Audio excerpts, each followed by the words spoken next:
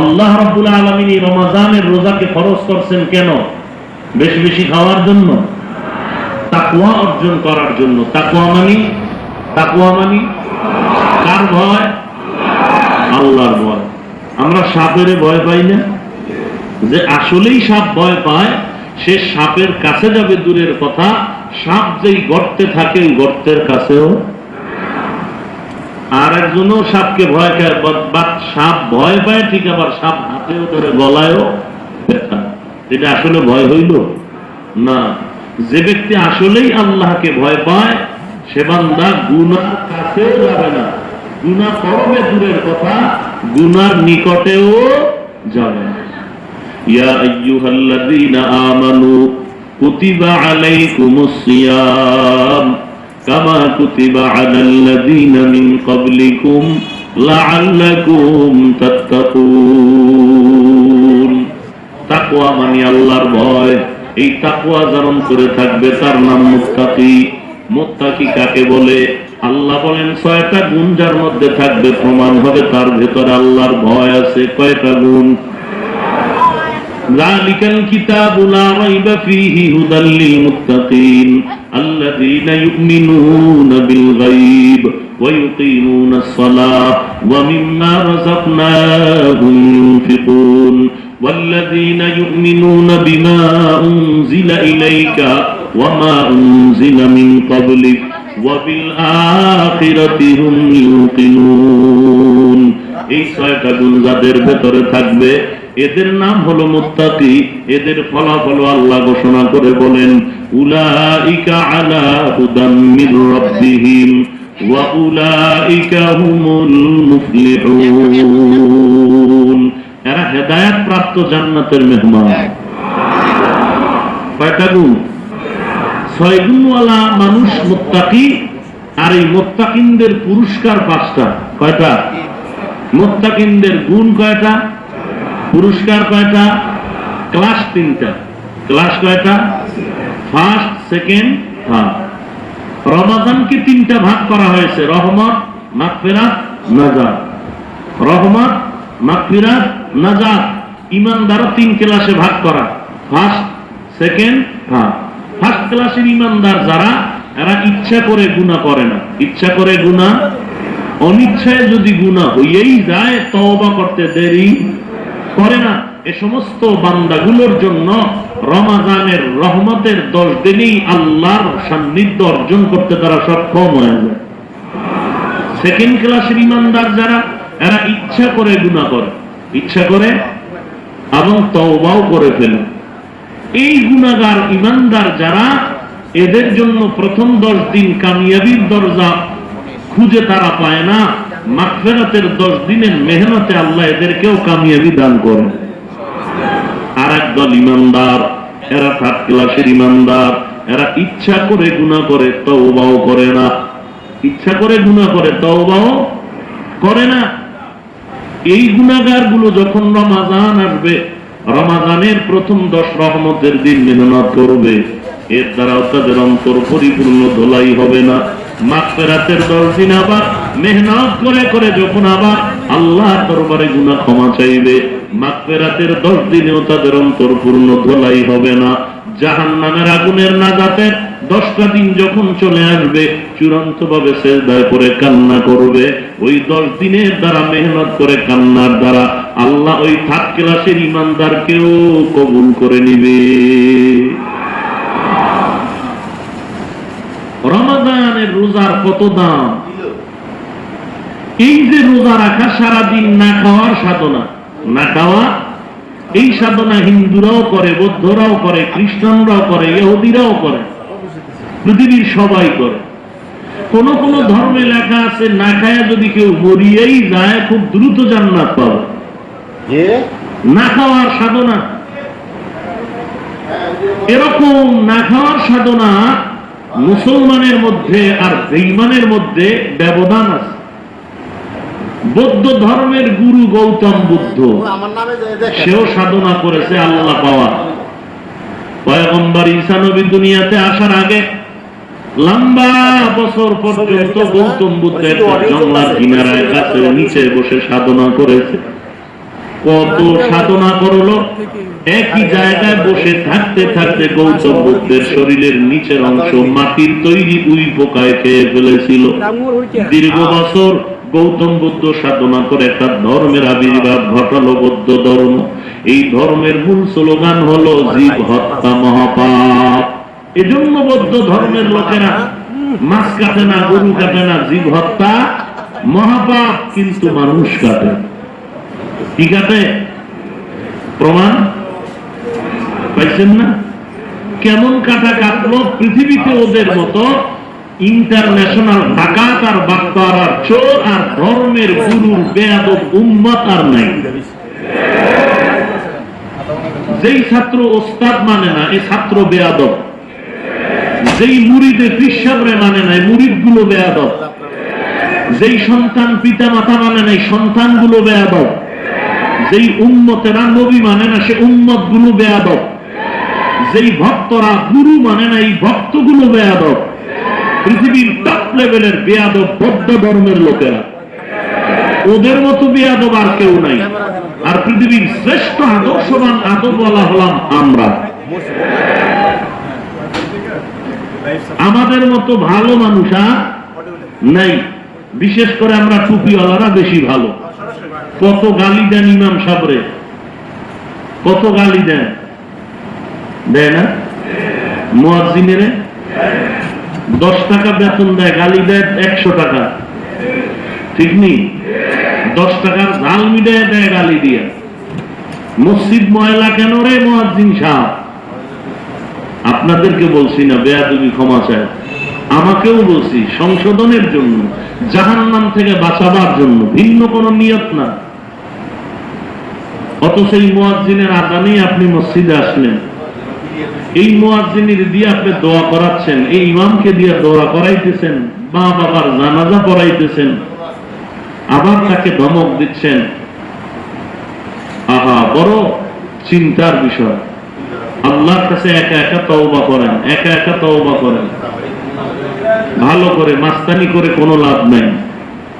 আমি সব সময় বলি, এখনো বলি, এই স্লোগানটা আমি মরে গেল ঘরের দরজায় টানায় রাখবেন, ঘরের দরজায় টানায় রাখবেন। যদি শুনি কেউ রাখছে, আমি কলিজা দিয়ে তার জন্য দোয়া করব। স্লোগানটা হলো গায়ের জোরে মাস্তানি করা যায়, বেয়াদবি করা যায়, গাদ্দারি করা যায়, ইসলাম পালন করা যায় না।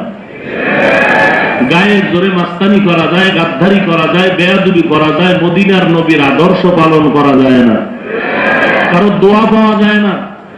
এই স্লোগানটা আজীবন মনে রাখবেন, আমি মরে গেল এটা লিখে রাখবেন। তুমি গায়ের জোরে সব করতে পারো, ইসলাম পালন করতে পারবা না। গায়ের জোরে ইমামকে গালি দিতে পারো, নবীর মহব্বত পাইবা না। খুব সাবধান। ইয়া আইয়ুহাল্লাযীনা আমানু কুতিবা আলাইকুমুস সিয়াম। রমজানের এই সাধনা, আমাদের বরিশালে কলা গাছ আছে, কলা গাছ। কলা গাছের সাথে একটা প্রাণী সারাদিন ঝুলে থাকে, চোখ বন্ধ, সূর্যের আলো তার জন্য বিপদ সংকেত। এটার নাম বাবুর। কিছুই পানাহার করে না, রাতের বেলা মাস্তানি। আমাদের মুসলমান সারাদিন না খায়া চুপচাপ থাকলে আলহামদুলিল্লাহ, যদি না থাকে সারাদিন খাইলো না, ক্যারাম বোর্ড খেলাও চলে, তাস খেলা চলে, জুয়া খেলা চলে, গালি চলে, ঝগড়া চলে, তাহলে না খাওয়ার সাধনা কলা গাছের বাতুরের মতোই হবে, রোজা হবে না। কথা বুঝেননি? রোজা হলো আল্লাহ পাওয়ার সাধনা, তাকওয়া অর্জন করার সাধনা, গুনাহ মাফ করার সাধনা। আল্লাহ তাআলা বলেন এই রোজাদারের পুরস্কার কেমন, গত বছরও বলেছিলাম। বান্দা নামাজ পড়ে, ফেরেশতার দ্বারা ফলাফল দিয়া দিলাম, যাও দিয়া দাও। 5 ওয়াক্ত নামাজ বান্দা মসজিদে পড়বে, 50 ওয়াক্ত নামাজের সওয়াব তুমি দান করে দাও।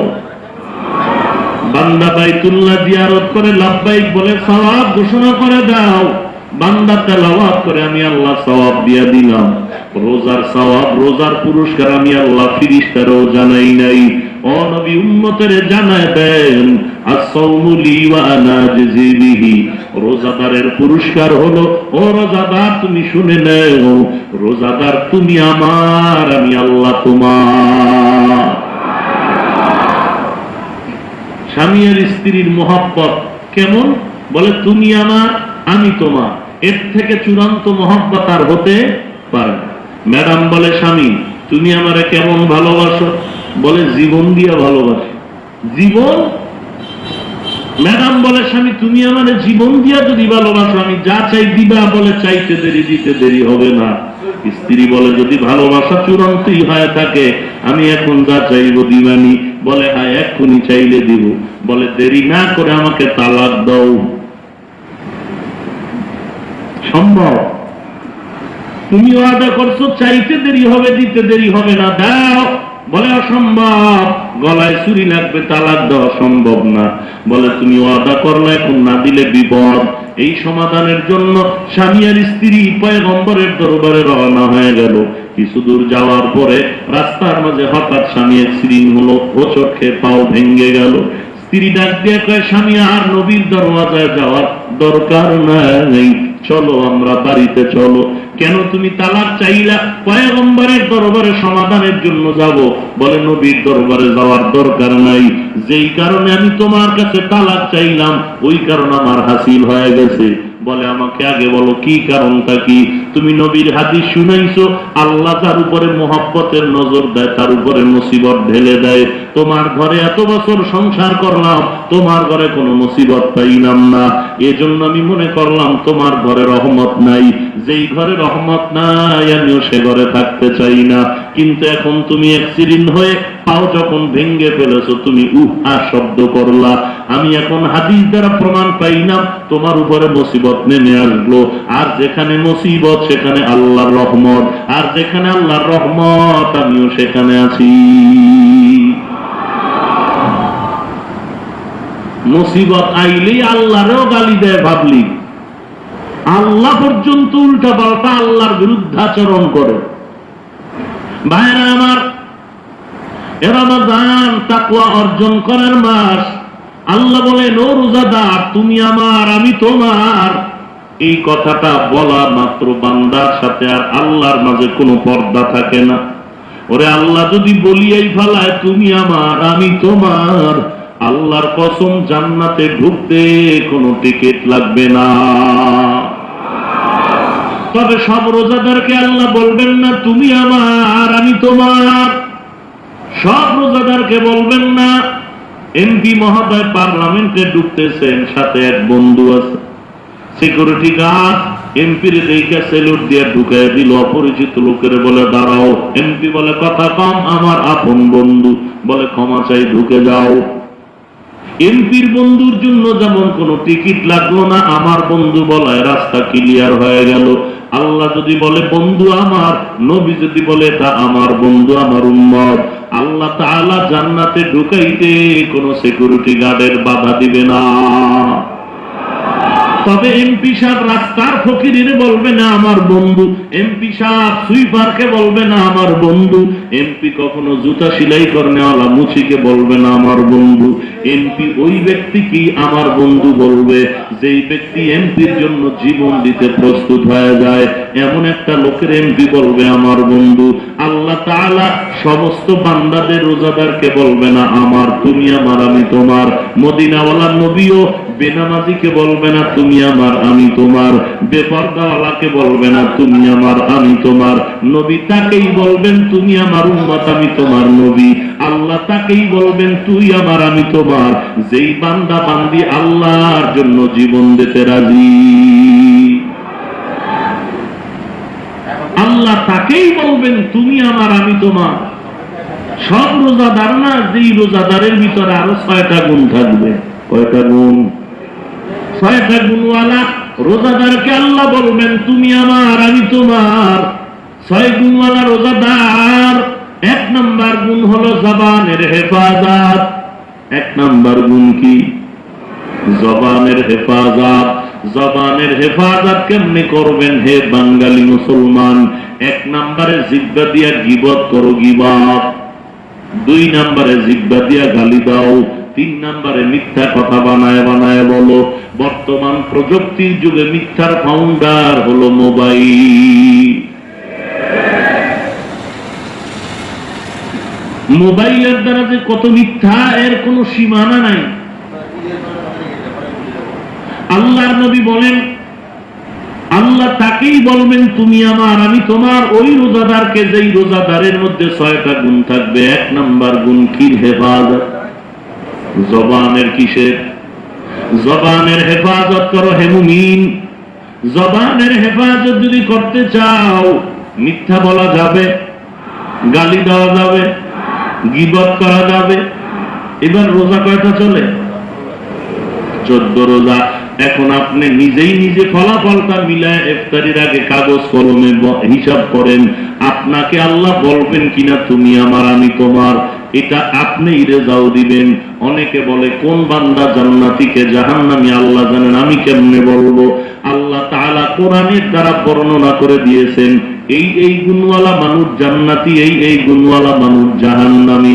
অতএব কোরআন হাতে নিয়ে আয়াতের তরজমা ব্যাখ্যা করে বলা যাবে তুমি জান্নাতের বাসিন্দা, বলা যাবে তুমি আমি জাহান্নামের বাসিন্দা। আল্লাহ বলেন ইন্নাল আবরারা লাফি নাঈম ওয়া ইন্নাল ফুজ্জারা লাফি জাহিম। নেক আমলওয়ালারা জান্নাতের বাসিন্দা, বদ আমলওয়ালারা জাহান্নামের বাসিন্দা। আল্লাহ তাআলা বলবেন রোজাদার তুমি আমার আমি তোমার। তবে সব রোজাদারকে আল্লাহ বলবেন না, 6 গুণওয়ালা রোজাদারকে বলবেন তুমি আমার আমি তোমার। আপনাদেরকে আল্লাহ বলবেন কিনা 1 নাম্বার গুণটা দেখেন, জবান হেফাজত 14 দিনে করতে পারলেন কিনা। 14 দিন রোজা চলে গেল, এই 14 রোজার মধ্যে আপনার জিহ্বা দিয়ে গালি দিছেন কিনা, মিথ্যা বললেন কিনা, ঝগড়া করলেন কিনা। যদি আপনি রেজাল্ট বের করে দেখেন হ্যাঁ মিথ্যা বলা হয়েছে, গীবত করা হয়েছে, ঝগড়া হয়েছে, তাহলে আপনি নিশ্চিত লাল কলমের ক্রস চিহ্ন দিয়ে রাখেন। আপনাকে আল্লাহ বলবেন না তুমি আমার আমি তোমার। হ্যাঁ বলতে পারেন এখনো কয়েকদিন সময় আছে, তওবার উপরে নির্ধারণ হবে। এখনো সময় আছে, তওবার উপরে নির্ধারণ হয়ে যাবে। তুমি যদি তওবা করে ফিরতে পারো, আল্লাহ এখনো দরজা খোলা রাখছেন। কারণ আল্লাহ তাআলার মতো দয়াময় কেউ নাই। আমার আল্লাহ বলেন বান্দা আমি মরণের আগ পর্যন্ত তওবার দরজা খোলা রাখলাম। চোখের পানিটা যদি গালের নিচে ফালায় দাও, চোখের পানি গালের নিচে আসার আগে তোমার তওবা কবুল হয়ে যাবে। আল্লাহর মতো দয়াময় আর কেউ। আল্লাহ বলেন কুল ইয়া ইবাদিয়াল্লাযীনা আসরাফু আলা আনফুসিহিম লা তাকনাতু মির রাহমাতিল্লাহ। কোন নেককারে কয় নাই, জালেমরে বলছে এই জালেম তুই গুনাহ কইরা অপরাধ করে নফসটারে খারাপ করে ফেলছো, তুই আমার রহমত থেকে দূরে যাস না। কোন নেককারে কয় নাই, গুনাহগারেরে কইছে। তো আল্লাহ চায় কোন গুনাহগার জাহান্নামে যাক? আল্লাহ কখনোই চান না। আল্লাহ চান গুনাহগার তওবা কর, তোরে মাফ করে দেই, তোরে জান্নাতি বানায় দেই। কারণ তুই দুনিয়াতে আসার আগে তোর নামে জান্নাতে একটা ঘর বানায় রাখছি। তুই দুনিয়াতে আসার আগে তোর নামে জান্নাতে একটা ঘর, ইহুদি খ্রিস্টান হিন্দু বৌদ্ধ সারা পৃথিবীর মানুষের নামে নামে জান্নাতে ঘর বানানো আছে। আল্লাহ প্রমাণ দিতে চায় আমি চাই না আমার বান্দারা জাহান্নামে যাক। আল্লাহ যে তওবার ডাকটা দিলেন, শুধু নেককারের ডাক দেন নাই, গুনাহগারের দিবেন। আবার গুনাহগারদের ভিতরে শুধু মুমিন গুনাহগার, এদেরকেও বলেন নাই। আল্লাহ বলেন ইয়া ইবাদি, হে আমার আদরের বান্দা, চাই তুই হিন্দু হও, খ্রিস্টান হও, ইহুদি হও, বেদিন হও, এরাও কার বান্দা?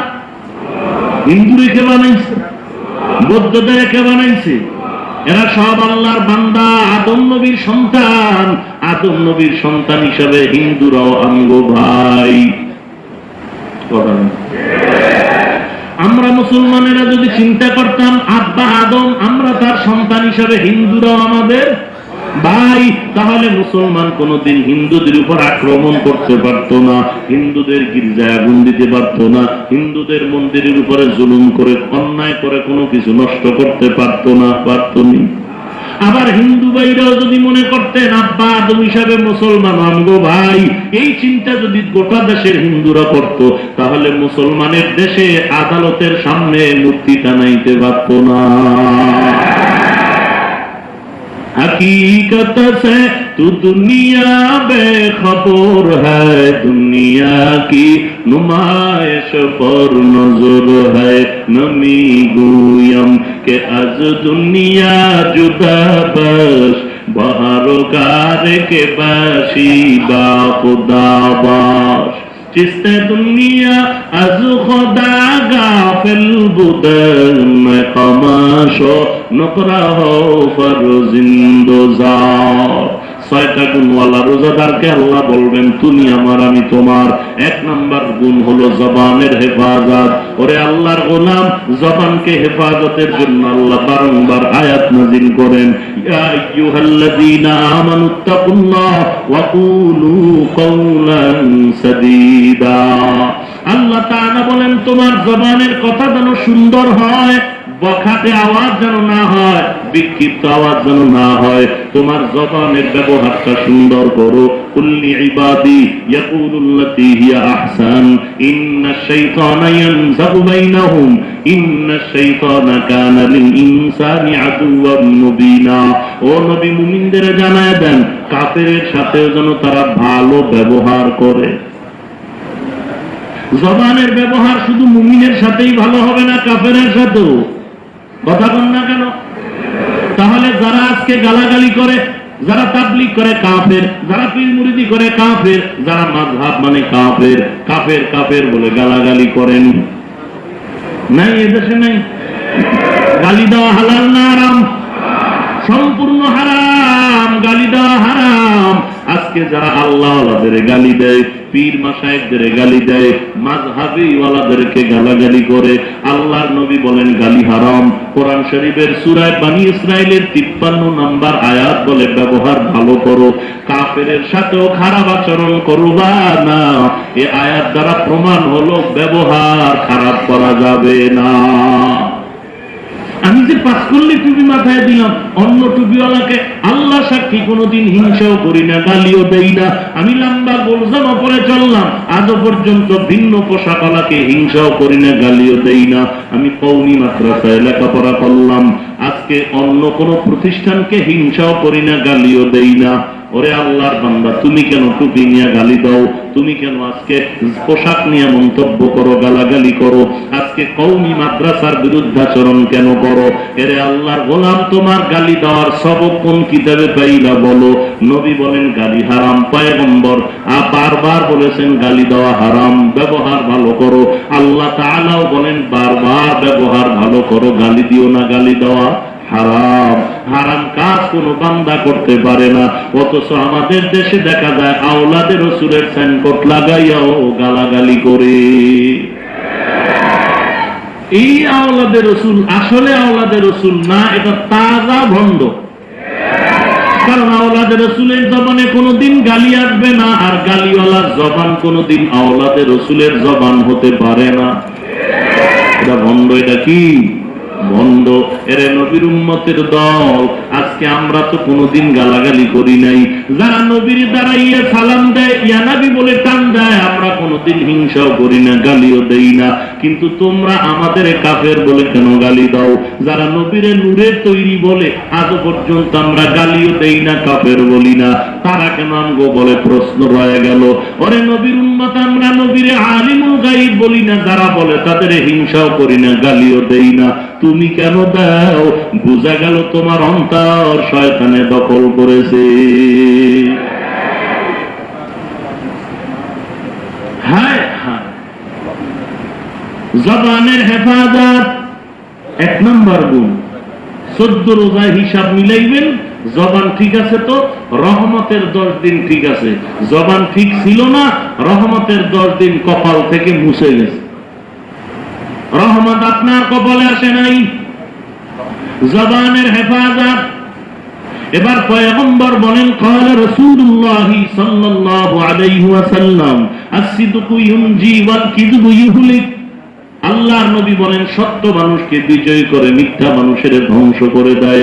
قال رسول الله صلى الله عليه وسلم المسلم من سلم المسلمون من لسانه ويده।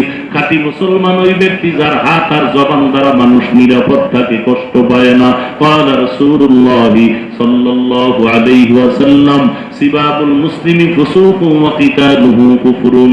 আল্লাহর নবী বলেন, মুমিন মুমিনকে গালি দেওয়া পাপিষ্টের কাজ, এক মুমিন আরেক মুমিনের বিরুদ্ধে জিহাদের ঘোষণা দেওয়া বেদিনের কাজ। পয়গম্বর বলেন, হে উম্মত, দুটো জিনিস যদি হেফাজতের জিম্মা নাও, আমি নবী তোরে জান্নাতে নেওয়ার জিম্মা নিব। ক্বালা রাসূলুল্লাহ সাল্লাল্লাহু আলাইহি ওয়াসাল্লাম, মান ইয়াজমান লি মা বাইনা লিহিয়াইহি ওয়া মা বাইনা রিজলাইহি আজমান লাহুল জান্নাহ। পয়গম্বর বলেন, ওরে দুনিয়ার উম্মতের দল, দুই ঠোঁটের মাঝের নরম জিহ্বাটার হেফাজত করো, লজ্জাস্থানের হেফাজত যদি করো, আমি নবী তোমার জান্নাতে নেওয়ার জিম্মা নিব। अपना दारद दोसोते खल्का जारेरा निस्ते ई खस लते के दिनदारेरा कुवते ने कीनदारी बदमकुन बरवजुदे खुदसतम्बे हदमकुन। পারলে ভালো কথা বলো, না হয় কষ্টে লাগায় জিহ্বাটারে তালাবদ্ধ করে রাখো। পারলে প্রশংসা করো, না পারলে চুপ থাকো, বদনাম করিও না। তুমি মিষ্টি খাও না, এই জন্য মিষ্টি খারাপ, না তোমার পেট খারাপ? কি আজীব কথা! মিষ্টি তুমি খাও না এই জন্য মিষ্টি খারাপ নাকি? এই সহজ কথা বুঝেন না? মিষ্টি সবাই খাইতে পারে, কেন মিষ্টিতে পায়খানা লাগানো? তোমার পেটে গজব, কথা বল না কেন? তোমার পেটে গজব, এজন্য মিষ্টির বদনাম করো কেন? গরুর গোশত অনেক মজার, তুমি খাও না এই জন্য খারাপ। তোমার পেটে গজব লাগছে এই জন্য তোমার পেটের সমস্যা, গরুর গোশতের সমস্যা নাই। তোমার পেটের বদনাম করো, গরুর গোশতের বদনাম করিও না। মাযহাব মানতে তোমার ভালো লাগে না কারণ তোমার কপাল খারাপ, কিন্তু অন্য লোকের খারাপ বলিও না, মাযহাব ভালো। মাযহাব মানার কারণে বহু মানুষ আজকে মাসালা মানতে সহজ রাস্তায় চলতেছে। তোমার কপাল খারাপ, তুমি পারো না, তুমি নিজের কপাল মাটিতে থাপড়াও। খবরদার মাযহাব ওয়ালারে খারাপ বলিও না, তাবলীগ ওয়ালারে খারাপ বলবা না। তাবলীগ ভালো, তোমার কপাল খারাপ, তুমি তাবলীগ মানতে পারো না, কিন্তু তোমার মতো হাজার না জাহান্নামের আসামি তাবলীগের সওয়াবে আল্লাহর ওলি হয়ে গেছে। বেড়া তোর কপাল খারাপ, এই বেয়াদব, তোর কপাল খারাপ, তাবলীগ খারাপ না, তোর কপাল খারাপ, আল্লাহ খারাপ না। তোর কপাল খারাপ হলে আমার বাবার কি? তোর মিষ্টি খাইতে তোর গজব, তাতে আমার কি? আমি তো পেট ভরে খাবো, আমাকে বাধা দাও কেন? আমি খাবো, আমাকে বাধা দাও কেন? রাগ করেন না? আপনি রাগ করেন আমার এই কথা, আর ওই বদমাইশে আবু হানিফারে মুনাফিক বলে, এতে আপনার ব্যথা লাগে না? খাজা মঈনুদ্দিনকে গাঁজাখোর বলে, এতে কষ্ট লাগে না? জবানের হেফাজত, রোজা রাইখে জান্নাত রেডি হয়ে গেছে, এত সোজা, এত সোজা জান্নাত। কে কইছে? জান্নাত পাওয়া যদি সহজ হইতো জান্নাতি সাহাবী কাঁদলেন কেন? জান্নাত পাওয়া যদি সহজ হইতো আল্লাহ ওয়ালারা কাঁদলেন কেন?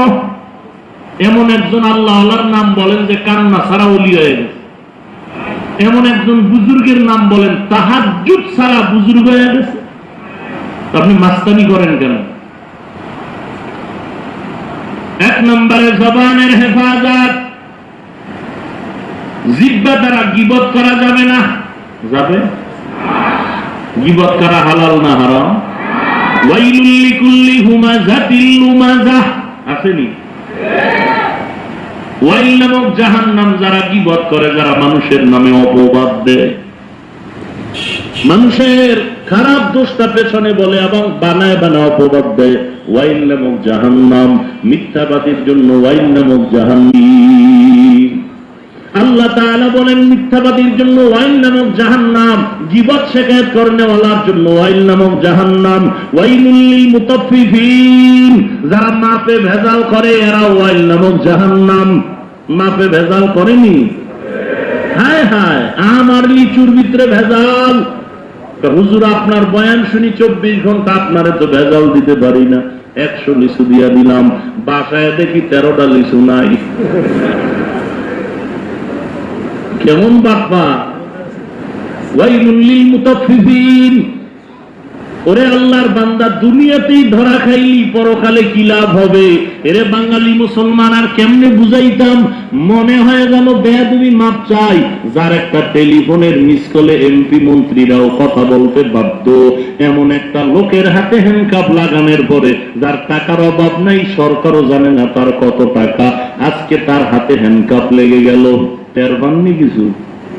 কি টের পান? যার একটা মিস কল টেলিফোনের দাম এমপি মন্ত্রীর কাছে অনেক, কত টাকার মালিক, কত সম্পদের মালিক, আজকে হ্যান্ডকাপ তার হাতে নেই, খবর নেই। হ্যান্ডকাপ লাগবে নি? লাগবে। আর কি দেখতে চান? আর কি দেখতে চান? আল্লাহর গজব। বাংলাদেশের ভেতরে টপ লেভেলের ধনী স্বর্ণের গুদাম নিয়ে বসে আছে, জীবনে স্বপ্নে দেখছিল হ্যান্ডকাপ লাগবো, কথা কম। আল্লাহর মায়ের দুনিয়ার ভাই, কি ব্যাপার? গ্রামে কয় পাপ বাতি হয়ে গেছে, জন্য আযাব শুরু হয়ে গেছে। আমাদের ওদের প্যান্ডেলে বলি সীমা লঙ্ঘন করেছে তো গজব শুরু হয়ে গেছে। ভালো করে মনে রাখবেন, পাপ যখন বাতি হয়ে যাবে, সীমাটা যখন লঙ্ঘন হবে, আযাব কবরে হবে না, দুনিয়াতেই আযাব শুরু হয়ে যাবে। ওরে যারা দেখবেন সীমা লঙ্ঘন করে পাপ বাতি হয়ে গেছে, এদের শাস্তি দুনিয়াতেই, আল্লাহর গজব শুরু। 2 টাকা কামাই না, 2 নাম্বারি কইরা 50 করে 1 লাখ লাভ হয়ে গেছে। ম্যাডামের সাথে কি গর্ব! 2 টাকা কামের ভিতরে ভেজাল করে 50 1 লাখ টাকা লাভ হলো। 3 দিন পরে পুলিশের বাড়ি খাইয়া 2 লাখ টাকা জরিমানা, 1 সপ্তাহ জেলখানায় বোনাস। এ বাপ্পা, এ বাপ্পা, এ বাপ্পা, তোর মতো ডাকাত ইসলামী রাষ্ট্র হইলে রডের বাড়ি কত প্রকার তের বাইতি।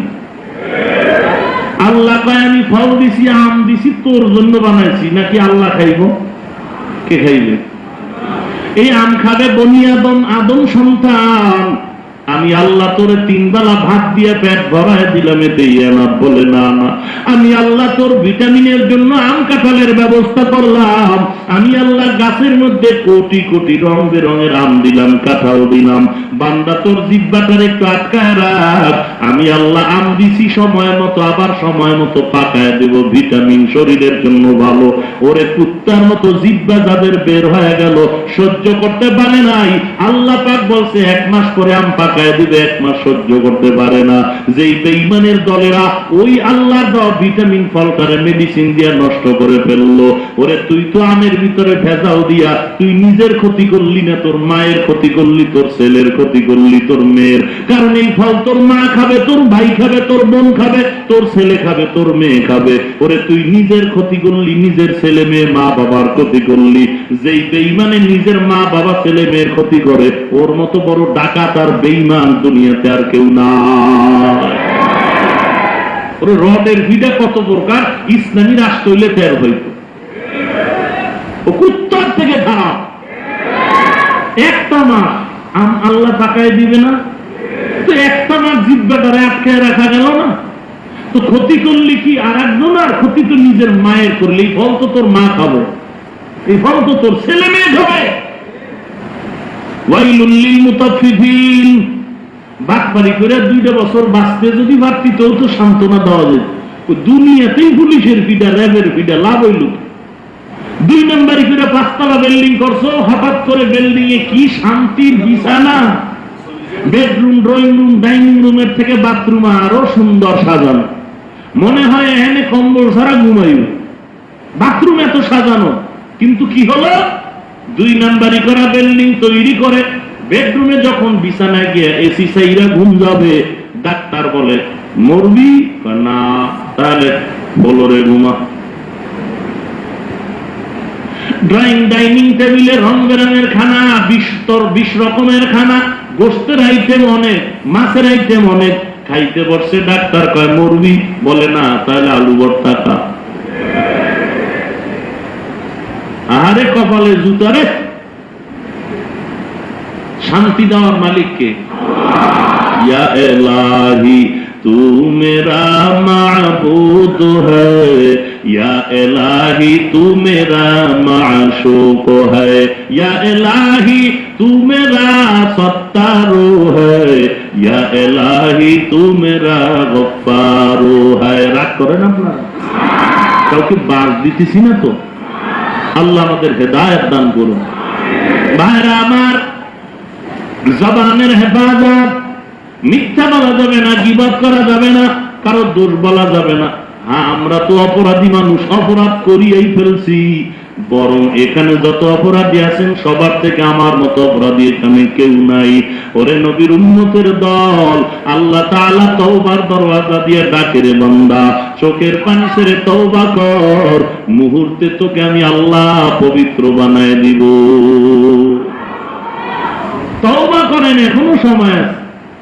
ওমরে ফারুক রাদিয়াল্লাহু তাআলা আনহু এত বড় দামি সাহাবী, নবীজির গর্দান আনার জন্য তরবারি নিয়ে দৌড়ায় যে ওমর, সেই ওমরকে আল্লাহ এত সম্পদ, এত দামি সম্পদ দান করলেন।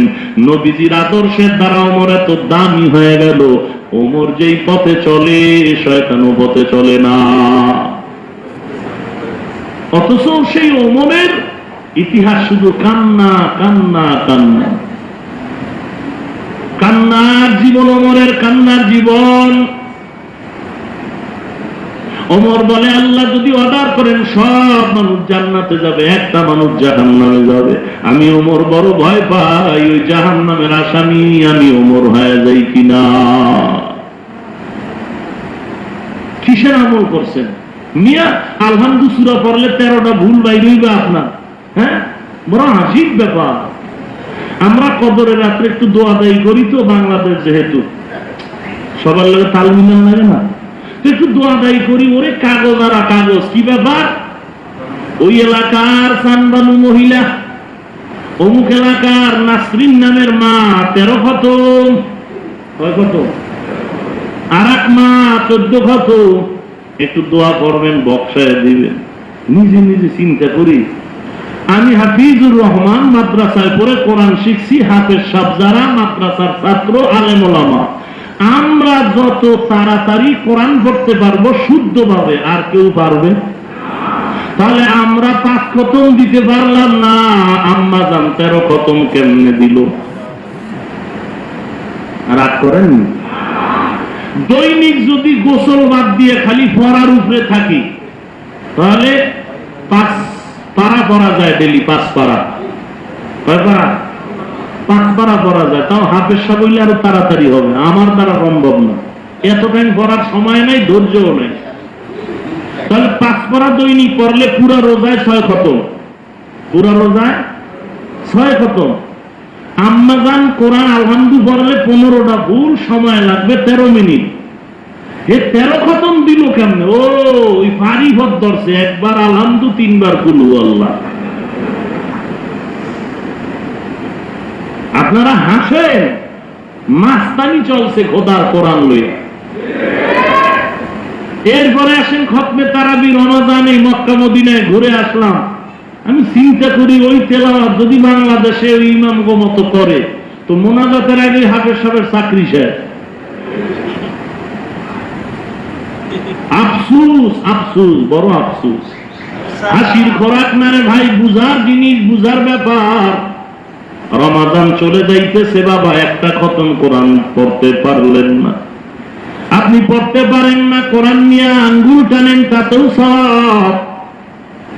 আলহামদু সূরাটাও তো পারেন, হাঁটতে চলতে এই সূরাটা পড়েন।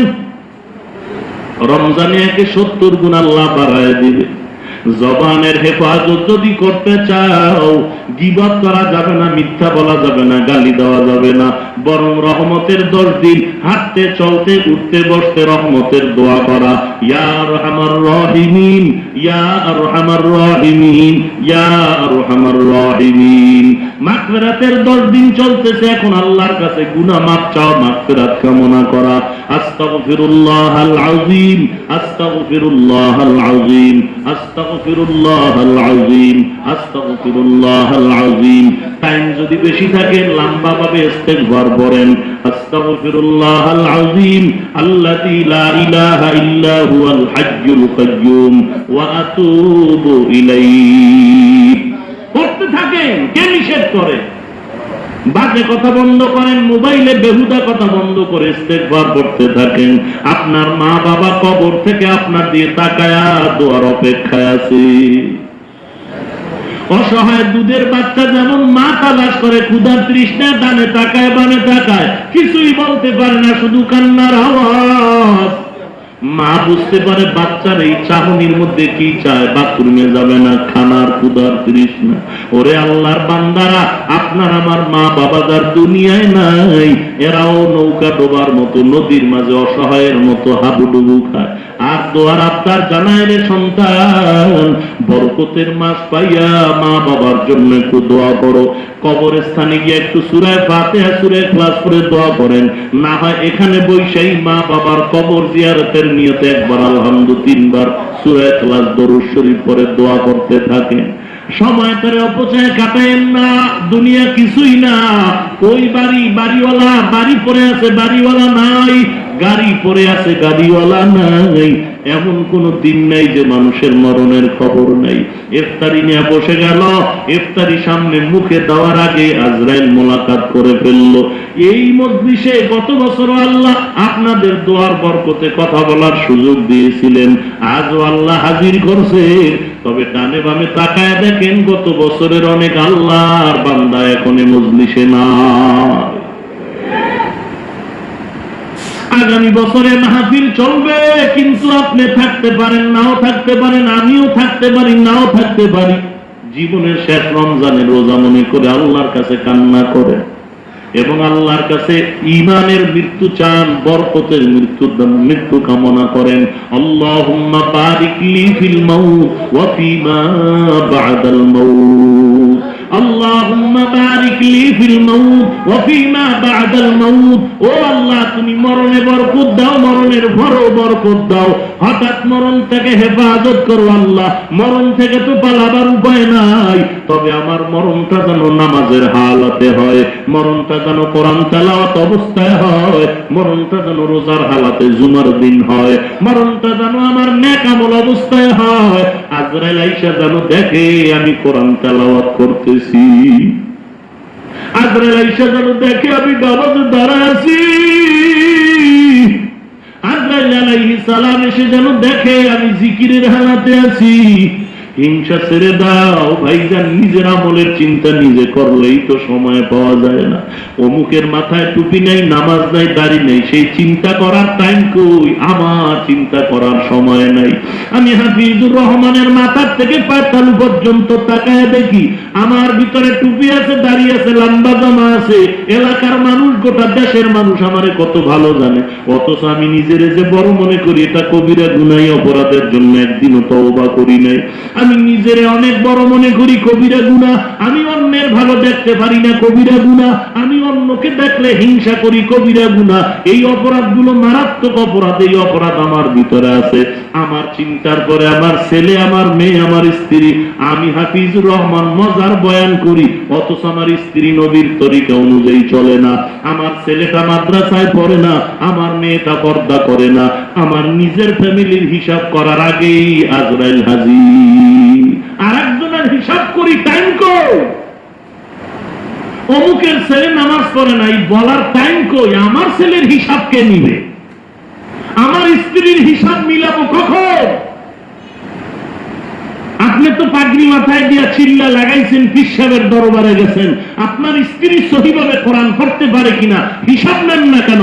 আপনার ছেলেটা কোরআন পড়তে পারে কিনা, দাড়িটা লম্বা করছে কিনা হিসাব নেন না কেন? আপনার মেয়েটা পর্দা করে কিনা হিসাব নেন না কেন? আপনার ছেলে এনজিওতে চাকরি করে, আপনার মেয়েটা উপযুক্ত এখনো কলেজে দৌড়ায়, বেপরদায় কবিরা গুনাহ করে, আপনার বিবি কোরআন তেলাওয়াত সহিভাবে করতে পারে না, কি লাভ হবে আপনার এই জিকির দিয়ে? ভালো করে রেকর্ড করেন, প্রয়োজনে কলম কাগজে লেখেন, আমি হাফিজুর রহমান হাসরের ময়দানে বিপদে যদি পড়ি, আল্লাহ না করুন আপনাদের কারো কাছে কোনো প্রশ্ন করা হবে না, কিন্তু ভালো করে লিখে নেন। ও হাজী সাহেব, ও গাজী সাহেব, ও পীরের মুরিদ, ও তাবলীগওয়ালা ভাই, আল্লাহর মোহাব্বতের সাথে বলি কোনো হিংসা নাই। হাসরের ময়দানে আল্লাহ না করুন আপনার ছেলে, আপনার মেয়ে, আপনার স্ত্রী যদি বিপদেই পড়ে যায়, আপনি পীরের দরবারে যতই দৌড়ান, চিল্লা যতই লাগান না কেন, ছেলে মেয়ে স্ত্রীর অপরাধের কারণে আসামির কাঠগড়ায় দাঁড়ায় জবাব না দেওয়া পর্যন্ত জান্নাত পাবেন না। রাগ করেন আপনারা? রাগ করলে কপাল পুড়ে যাবে, কপাল পুড়ে যাবে। কারণ আমি আপনার জাহান্নাম থেকে বাঁচাবার নিয়তে বলছি, আমার স্বার্থের জন্য নয়। সাবধান হে আল্লাহর গোলাম। এইবার নিজে, নিজের ছেলে, নিজের মেয়ে, নিজের স্ত্রী, এরপরে নিজের মা, নিজের বাপ, নিজের ভাই, নিজের বোন, এরপরে শ্বশুর শাশুড়ি, শালা সুমন্দি। কথা বুঝেননি? যদি কোন হুজুর লাগবে না, লাগবে না ভালো, কিন্তু বেড়াইতে যান কেন? সম্পর্ক রাখছেন কেন? আল্লাহর দুশ্মন আমারও দুশ্মন। কথা বুঝেননি? আল্লাহর বন্ধু আমারও বন্ধু। আর যদি বলেন সম্পর্ক রাখতে হবে, তাহলে আল্লাহর বন্ধু বানাইয়া আমাকে চেষ্টা করতে হবে।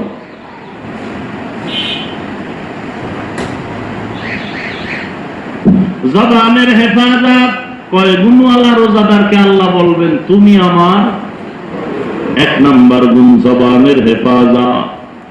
আরেকটু আগাবো সামনে। 1 নাম্বার জবানের হেফাজত, 2 নাম্বারে চোখের হেফাজত। কিসের হেফাজত? চোখের হেফাজত। কেমনে করবেন? ওয়াল টাইম মোবাইল, ফেসবুক, ইউটিউব। আপনারা হাইসা কথা উড়াই দিলে কোনো লাভ নাই, আমার বলার দায়িত্ব বলে যাওয়া। আপনি একা একা হিসাব মিলাই নিয়ে। চোখের হেফাজত, বেগানার থেকে নজর হেফাজত করো হে মুমিন। 2 নাম্বার চোখের হেফাজত, এর উপরে আলোচনা লম্বা ছেড়ে দিলাম। 3 নাম্বার গুণ হলো কানের হেফাজত। কিসের হেফাজত? কান। কান, কানের হেফাজত কেমনে করবেন? সংক্ষেপ জবাব, জবান দিয়া যা বলা যাবে না, কান দিয়া তা শোনা যাবে না। গীবত করা জবানে যেমন হারাম, কানে গীবতের আওয়াজ শোনা হারাম। জিহ্বা দিয়া যেমন মিথ্যা বলা হারাম, কানে শোনা হারাম। জবান দিয়া ঝগড়া করা যেমন হারাম, ঝগড়ার আওয়াজ কানে শোনাও হারাম। কয়টা গেল? 4 নাম্বার হলো অন্তরের হেফাজত। চোখের গুনাহ, হাতের গুনাহ, কানের গুনাহ, জবানের গুনাহ, সব গুনার ফাউন্ডার অন্তর। এখান থেকে ডিরেকশন দেয়, এখান থেকে পরিকল্পনা হয়, তারপরে অন্যত্র গুনাহ কার্যকর হয়। অন্তরে পরিকল্পনা করে মুখে মারব তো হাত দিয়া গুনাহ প্রকাশ পায়। অন্তর থেকে পরিকল্পনা হয় বেগানার দিয়ে তাকাবো তো চোখ দিয়া গুনাহ প্রকাশ পায়। তাহলে গুনার মূল ফ্যাক্টরি অন্তর। এজন্য আল্লাহ বলেন ইন্না সামআ ওয়াল বাসারা ওয়াল ফুআদ, কিয়ামতের ময়দানে অন্তরের বিচার হবে। 4 নাম্বার গুণ অন্তরের হেফাজত। অন্তরের হেফাজত করো দরুদ 2। 4 নাম্বার গুণ মুমিন, অন্তরকে বাঁচাও গুনার পরিকল্পনা থেকে। একা একা বসে বসে অন্যের ক্ষতির পরিকল্পনার থেকে অন্তরকে বাঁচাইতে হবে। এগুলো একা একা সম্ভব না, এই জন্য পীর মুরিদি লাগে। যারা বলে পীর মুরিদি আমাদের দরকার নাই, এরা তাহাজ্জুদ যদি পড়ে 23 হাত পাগড়ি বানায়, এরা পৃথিবীর শ্রেষ্ঠ ভণ্ড। যারা বলে আমাকে ফিরটির লাগে না, পীর মুরিদির দরকার নাই, এরা বিনা দলিলে তাজা ভণ্ড, তাজা ভণ্ড। ঠিক বললেও ঠিক, না বললেও ঠিক। এরা যে ভণ্ড, এতে কোন সন্দেহ নাই, কোন সন্দেহ, কোন সন্দেহ নাই। যারা বলে আমাকে পীর মুরিদির দরকার নাই, যারা বলে পীর মুরিদি লাগে না, পীর মুরিদি তাসকিয়া নফস তাসাউফের প্রয়োজন নাই, এরা ভণ্ড, এতে কোনো সন্দেহ।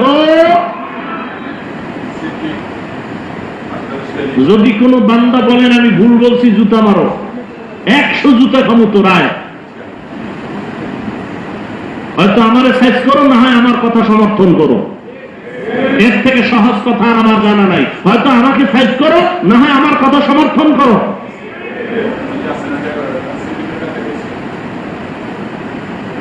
শুধু পীর মুরিদ লাগবে কথা বললেই হবে না, নিজের পীরের কাছে যাইতে হবে, নিজের পীরের দরবারে যাইতে হবে, পীরের আদেশ মতে নিজেকে চলতে হবে। আল্লাহ আমাদের হেদায়েত দান করুন।